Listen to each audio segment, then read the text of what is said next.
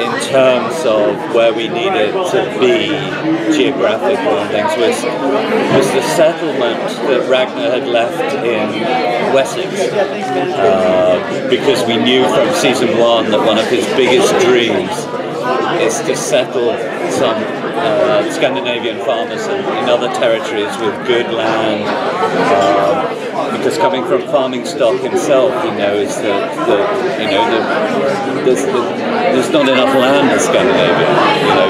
The Vikings had to colonize other places, work with other people. So those were two of the geographical things I needed. We had to go back to Wessex, and I wanted to do that anyway because King Egbert's such a wonderful character. And then ultimately we were going inexorably towards the biggest event so far in the Viking life, in the Viking world, which was the attack on Paris. But in terms of how I'm, working the emotional lines and the things, that's not a problem. That's just a great. It's wonderful. I love doing it. It's fantastic. Otherwise, I'd give other writers a chance to do it. We talked about how you always wanted to put sort of the spirituality and all that kind of stuff into the show. Are you still going to continue that? Oh God, if it wasn't for that, I wouldn't have done it without that huge aspect of Viking life and Viking. And I was really interested last year at Comic-Con actually, on the panel when the fans started talking about it. They talk more about the gods and the spiritual side than the battles and the violence.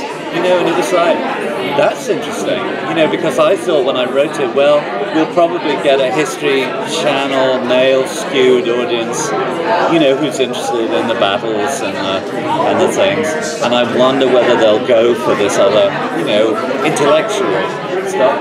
They love it, and it's really part of the texture of the show. And for some reason, there's a huge interest in paganism and other kinds of spirituality and things. That's pretty. I don't know where it's come from. It's has the fan response changed your approach to writing the show? No, I think that it's reinforced my instinct. That there was a new interest in Vikings, which I don't think 20 years ago I couldn't have done the show because no one was particularly interested. Vikings, now it's in the zeitgeist. There's a huge exhibition in London of Vikings. There are Viking finds now.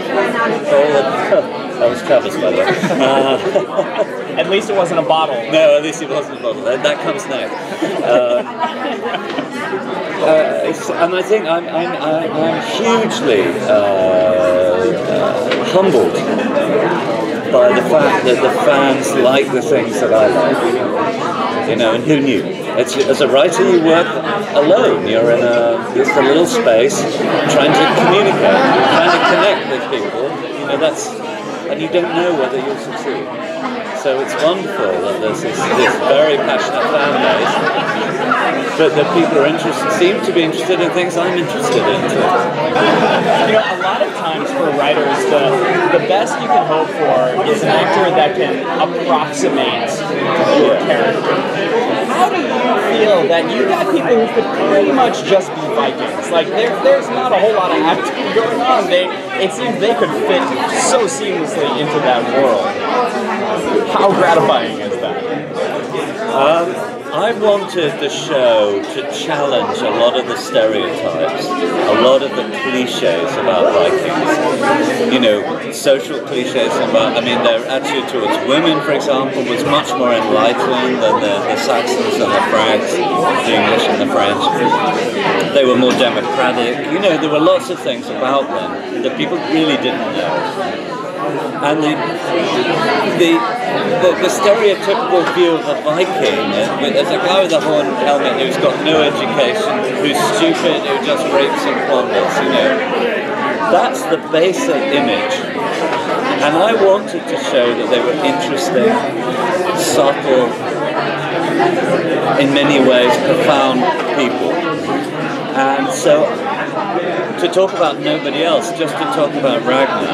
I didn't want a guy who was all muscle and all, you know, and just slaughtered everyone for fun. I wanted a very thoughtful, deep person who wasn't doing things for rape and plunder. You know, he was doing things because he was curious about the world.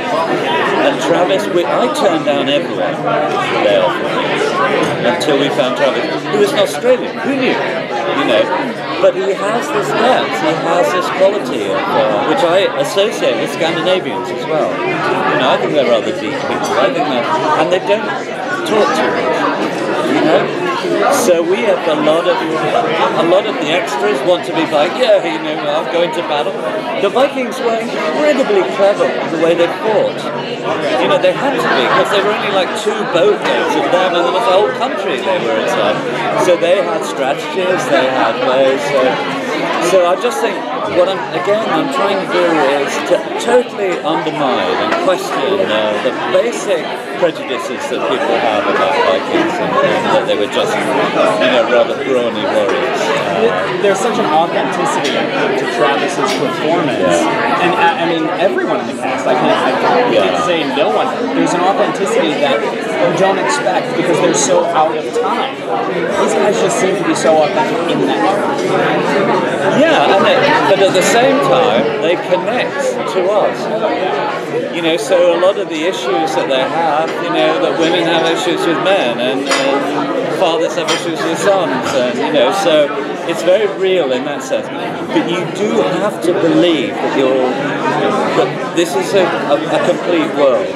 This is an authentic, convincing world. And I think there's so much TV production now, and a lot of it now based on historical. I think people are rushing into it a lot without doing the necessary groundwork and without anyone to tell them, actually guys, it wasn't like that. You know, your view of Egypt is idiotic, you know.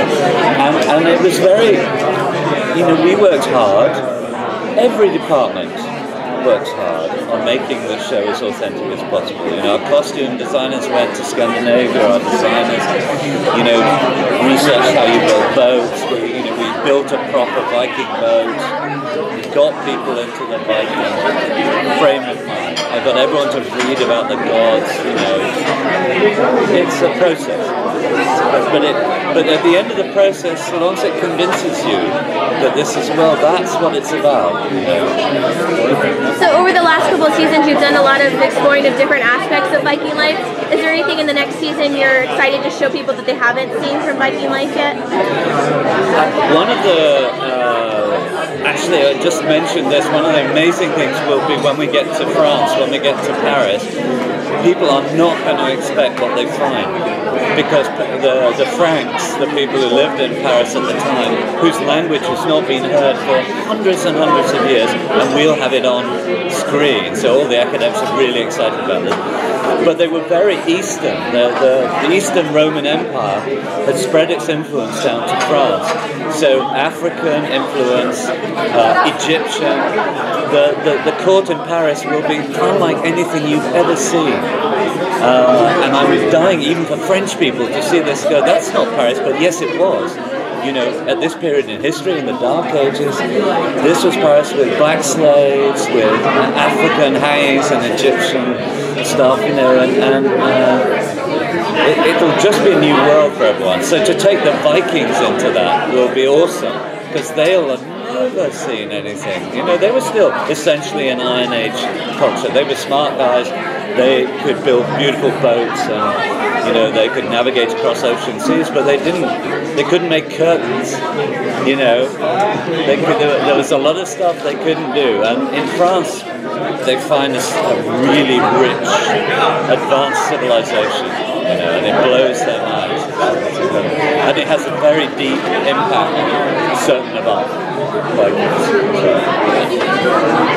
Is the next season going to further explore Ragnar's family relationships too?